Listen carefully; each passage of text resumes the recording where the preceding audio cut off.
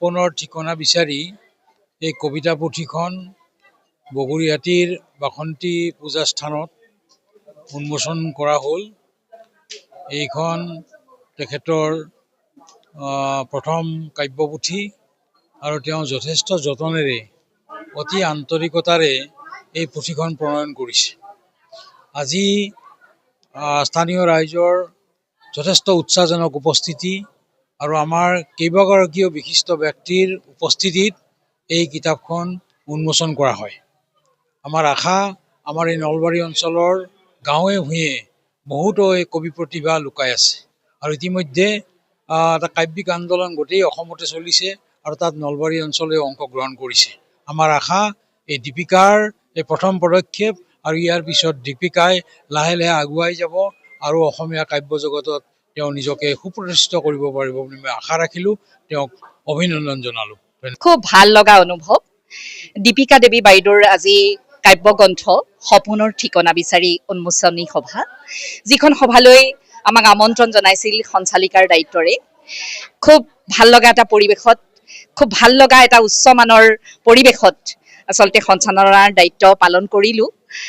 অকণমান মনত ভয় ভয় ভাৱ আছিল, কাৰণ জ্যেষ্ঠসকল উপস্থিত আছিল। তথাপি সকলোৰে সহযোগত খুব সুন্দৰ অনুষ্ঠান এটা অনুষ্ঠিত হৈ গ'ল। দীপিকা বাইদেউৰ যি প্ৰথম কাব্যগ্ৰন্থ এইখন, আমি আশা কৰিছোঁ বাইদেউৰ এই যাত্ৰা জয়যাত্ৰা হওক আৰু কাব্যিক পৃথিৱীখনত দীপিকা দেৱীৰ নাম আৰু উজ্জ্বল নক্ষত্ৰৰ দৰে জিলিকি উঠক। পাহৰিব নোৱাৰোঁ আজিৰ দিনটোৰ এই বিশেষ ক্ষণখিনি মই জীৱনৰ বিশেষ বিশেষ ক্ষণৰ লগত সন্নিৱিষ্ট কৰি ৰাখিম আৰু নলবাৰীলৈ এই মৰমে মোৰ ভৱিষ্যতৰ দিনবোৰতো মানে টানি লৈ আহিব। সেই প্ৰজন্মক কৈছোঁ যে আমি যুগৰ লগত মিলি যাবই লাগিব। বৰ্তমান যুগটো মোবাইলৰ যুগ, আধুনিকতাৰ একেবাৰে শীৰ্ষত অৱতৰণ কৰাৰ যুগ। গতিকে এইখিনি সময়ত ৰীল বনাব লাগিব, আমি ফোনৰ লগত ব্যস্ত থাকিব লাগিব, সেইটো স্বাভাৱিক কথা। কিন্তু যদি আমি তাতেই একেৰাহে নিমগ্ন হৈ থাকোঁ, সেইটোহে আচলতে মই ভুল বুলি ভাবোঁ। গতিকে এই মুহূৰ্তত তেখেতলোকে সেইখিনিৰ মাজতে আচলতে দিনটোৰ 24 ঘণ্টাৰ ভাগ বিতৰণ কৰিব লাগিব। যদি সঠিক 24 ঘণ্টাৰ ভাগ বিতৰণ কৰিবলৈ তেখেতলোক সক্ষম হয়, মই তেতিয়া ভাবিছোঁ বৰ্তমান যুগৰ লগত মিলি যাব পৰাকৈ ৰিলছ বনাবৰ বাবেও সময় আতিব, ফোনৰ বাবেও সময় আতিব আৰু সমাজত নিজক প্ৰতিষ্ঠিত কৰিব পৰাকৈ কিন্তু তেওঁলোকক সময়ে আতিব। গতিকে আমি সময়ৰ ভাগ বিতৰণ। মোৰ খুবেই আনন্দ, হিয়া উপচি উঠিছে মোৰ। ইমান কেইজন বিশিষ্ট ব্যক্তি, অভিজ্ঞ ব্যক্তি আজি মোৰ কাব্যগ্ৰন্থ সপোনৰ ঠিকনা বিচাৰি উন্মোচনী সভাত উপস্থিত থাকি মোক যেনেদৰে তেখেতসকলে উৎসাহ উদ্দীপনা আগবঢ়ালে, লগতে সমূহ ৰাইজে মোৰ লগত সহযোগ কৰিলে, তাৰ বাবে মই নথৈ আনন্দিত। খুবেই আজি উৎসাহ ভৰা দিন মোৰ। মোৰ সপোনে আজি পাখি মেলি উৰিছে মুক্ত বিহংগ হৈ। বেজবৰুৱা, শ্ৰীযুত অশ্বিনী শৰ্মা, শ্ৰীযুত বৈশ্য মহোদয়, সম্পাদক মহোদয়, লেখিকা দীপিকা দেৱী আৰু প্ৰকাৰে মানে মানুহে সভা যিবিলাকে অনুষ্ঠিত কৰে বহুত কলা কৌশল কৰি মাতি আনিবলগীয়া হয় আৰু একেবাৰে অকণমান বয়সীয়াল মানুহৰ পৰা মহিলা সৰু ল'ৰা ছোৱালীও কেইগৰাকীমান আছে। গতিকে আপোনালোক আজিৰ এই সভাৰ আটাইতকৈ মই আপোনালোক আটাইলৈকে মোৰ শ্ৰদ্ধা চেনেহ যাচি মোক দুই এষাৰ ক'বলৈ কৈছে। ক'বলৈ ক'লে কিতাপখনৰ নাম হৈছে সপোনৰ ঠিকনা বিচাৰি। গতিকে সপোনৰ ঠিকনা বিচৰাটো কিন্তু সহজ নহয়।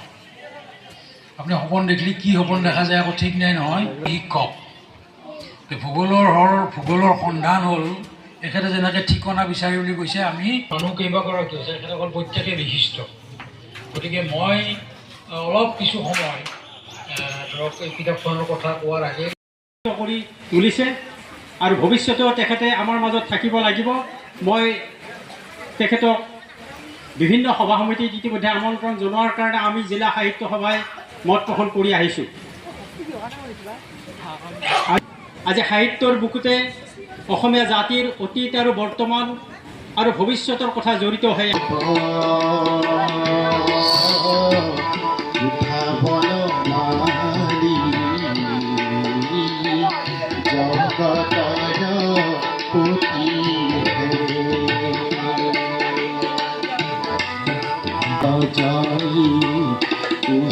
যদুমণি ৰজনী প্ৰভাত ভুইলা আৰ পুবাইলা ৰজনী।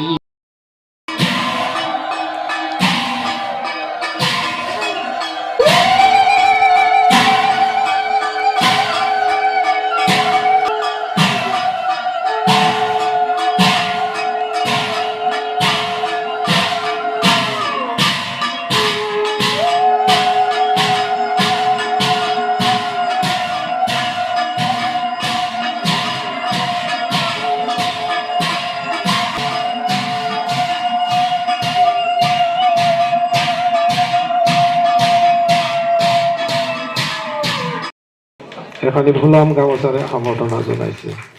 আমি আটাইয়ে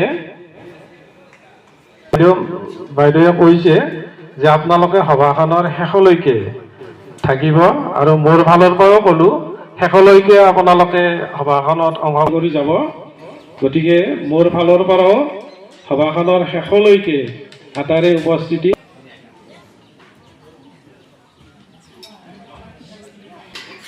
গ্ৰন্থ উন্মোচনী ভাল পোৱা আৰু তেওঁলোকে প্ৰকৃতিক ভাল পোৱা, ফুলক ভাল পোৱা। গতিকে মোৰ গাঁওখনৰ নাম কৈঠালকুছি। আপোনালোকে জানে কৈঠালকুছি মানে কঁঠালৰ পৰা হৈছে, কঁঠালৰ কৈঠালকুছি। কৈঠালকুছিৰ পৰা আপোনাৰ মানে আমৰ, তাতে আমক শ্ৰদ্ধা কৰিছে। তাৰ মাজত আৰু মই কিছু এৰিলোঁ, আহি আপোনালোকৰ এইখিনি পোৱাৰ লগে লগে বগৰী, আমি যিটো বগৰী বুলি কওঁ, বগৰী তাৰপিছত জামু, আমি জাম বুলি কওঁ, জামুগুৰি আপোনালোকে জানে। এনেকুৱাকৈ আমাৰ ফলৰ নামেৰে বহুত গাঁও ঠাইৰ। তেখেতে লখিমপুৰ বুলি কৈছে, লখিমপুৰ তাৰ পৰা বহুত দূৰ। তেখেতৰ ঘৰৰ পৰা লখিমপুৰলৈকে 45 কিলোমিটাৰ। গ্ৰন্থ উন্মোচনী সভাত চিৰ চেনেহী মোৰ ভাষা জননী শীৰ্ষক গীতেৰে আমাক ইয়াত উপস্থিত থকা সকলোকে হোৱাৰ স্বাভিমান গঢ়ি তুলিলে। সন্মান জনাইছোঁ। এই গীত ভাগীত কোৱা হয় যে ভগৱান সৃষ্ট পৃথিৱীখনক মানুহে সুন্দৰ কৰি ৰাখে, সুন্দৰ কৰি ৰখাৰ দায়িত্ব মানুহৰ। আৰু সেই প্ৰয়াসেৰে আপোনালোক প্ৰয়াসী, সেয়েহে সকলোলৈকে এই গ্ৰন্থ উন্মোচনী সভাখনত উপস্থিত থকা সমূহ ৰাইজকে মোৰ কৃতজ্ঞতা আৰু ধন্যবাদ জনালোঁ। ইমান সময়ে যে আপোনালোকে ইমান ধৈৰ্য সহকাৰে এই গ্ৰন্থ উন্মোচনী সভাত উপস্থিত আছে, মোক সংগ দিছে, মোক সহযোগ কৰিছে, মোক সহায়ৰ হাত আগবঢ়াইছে, তাৰ বাবে মই নথৈ আনন্দিত, লগতে চিৰকৃতজ্ঞ। আজি মোৰ খুবেই এটা আনন্দৰ দিন, মোৰ বিশেষ দিন এটা। এই আনন্দতে মোৰ চকুৰে অশ্ৰু নিগৰি আহিছে। এয়া মোৰ দুখন নহয়, আজি আনন্দৰ অশ্ৰু। আজি খুবেই আনন্দৰ দিন মোৰ। যেন মোৰ অনুভৱ হৈছে আজি মই এটি সন্তান প্ৰসৱ কৰিলোঁ। মোৰ দুটি সন্তান, আজিৰ পৰা মোৰ 3টি সন্তান হ'ল। এই সন্তানক লালন পালন কৰি আগুৱাই নিব লাগিব। গ্ৰন্থ এখন সাহিত্য জগতৰ উৎকৃষ্ট নিদৰ্শন। আমাৰ হিয়াৰামঠু জুবিন দাই গৰ্বেৰে কৈ গৈছে যে কিতাপ নথকা জাতিক গামোচাই বচাব নোৱাৰে। এইটো একদম সঁচা কথা, একদম নিৰ্ভেজাল কথা। কিতাপ নাথাকিলে, কিতাপ নপঢ়িলে, কিতাপ শুদ্ধকৈ নিলিখিলে আমি আমাৰ জাতিটোক ৰক্ষা কৰিব নোৱাৰোঁ।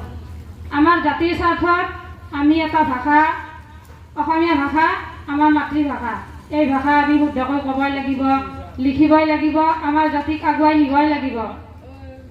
চিৰ চেনেহী মোৰ ভাষা জননী।